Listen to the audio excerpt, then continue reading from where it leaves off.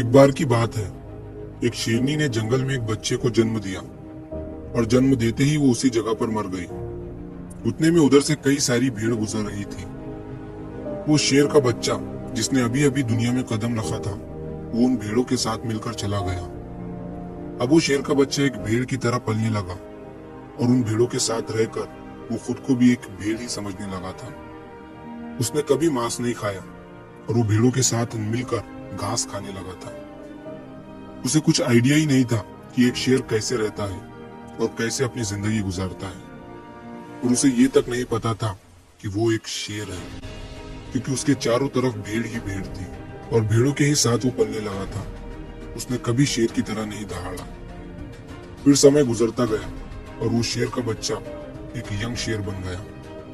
वो भीड़ों के झुंड में अलग ही दिख रहा था, लेकिन भीड़ों के साथ रहकर भेड़ों को उसकी आदत हो गई थी। एक दिन एक बूढ़े शेर ने उन भेड़ों के झुंड पर हमला कर दिया। जब उस बूढ़े शेर ने भेड़ों के झुंड में इस यंग शेर को देखा तो वो हैरान हो गया। उसे अपनी आंखों पर विश्वास नहीं हो रहा था। उसने देखा कि एक यंग शेर भेड़ों के साथ घूम रहा है। उसने पहले कभी ऐसा नहीं देखा था। वो ये भूल गया कि वो वहां पर भेड़ों को पकड़ने आया था। उसने सोचा कि वो उस शेर से बात करेगा और पूछेगा कि ये सब क्या हो रहा है। उस बूढ़े शेर ने भेड़ों के झुंड पर फिर से हमला किया, उस शेर को पकड़ने के लिए।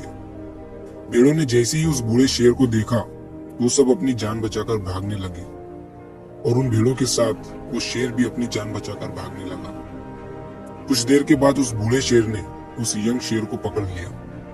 बूढ़े शेर ने उस यंग शेर से कहा, अरे बेवकूफ, तू मुझे देखकर भाग क्यों रहा है? यंग शेर ने रोते हुए कहा, प्लीज मुझे छोड़ दो, मैं एक साधारण सा भेड़ हूँ, मुझे जाने दो। वो उस बूढ़े शेर को देखकर एक भेड़ की तरह कांप रहा था।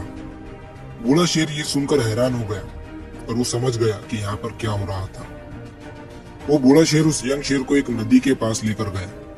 यंग शेर वहां से भागने की कोशिश कर रहा था, लेकिन बूढ़े शेर ने उसे नदी की तरफ धकेलते हुए कहा कि अपने आप को इस पानी में देखो। नदी का पानी पूरी तरह से शांत था। बूढ़े शेर ने यंग शेर से कहा कि अपने फेस को इस नदी में देखो और मेरे फेस को देखो। अपनी बॉडी को इस नदी में देखो और मेरी बॉडी को देखो। उस यंग शेर ने डरते हुए अपना फेस नदी में देखा और जैसे ही उसने अपना फेस नदी में देखा तो वो हैरान हो गया। उसने देखा कि वो एक भेड़ की तरह नहीं बल्कि एक शेर की तरह दिखता है।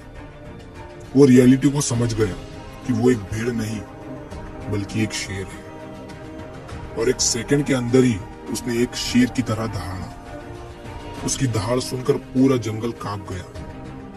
उसने अपने आप को पहचान लिया, अपनी पावर्स को पहचान लिया, और तभी उसने अपने आप में एक ऐसी एनर्जी महसूस की जो उसने आज से पहले कभी नहीं की थी।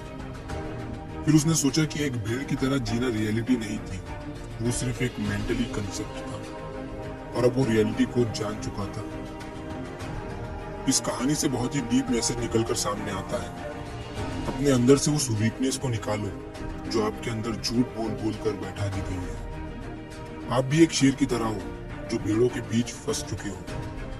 आपके आसपास जितने भी लोग हैं वो आपको ये फील कराते हैं कि आप अपनी लाइफ में कुछ नहीं कर सकते हो, क्योंकि कहीं ना कहीं आप भी उनके साथ रह रहकर उनकी ही तरह बनने की कोशिश करते हैं। आपको इस भीड़ से अलग खड़े रहना है और अपनी पोटेंशियल, अपनी पावर्स, अपनी एबिलिटी को पहचानना है। और जिस दिन आप अपनी पावर्स, अपनी एबिलिटी को पहचान लोगे उस शेर की तरह, तब आपको दहाड़ने से कोई भी नहीं रोक पाएगा। कोई भी आपको आपकी सक्सेस की राह से भटका नहीं पाएगा।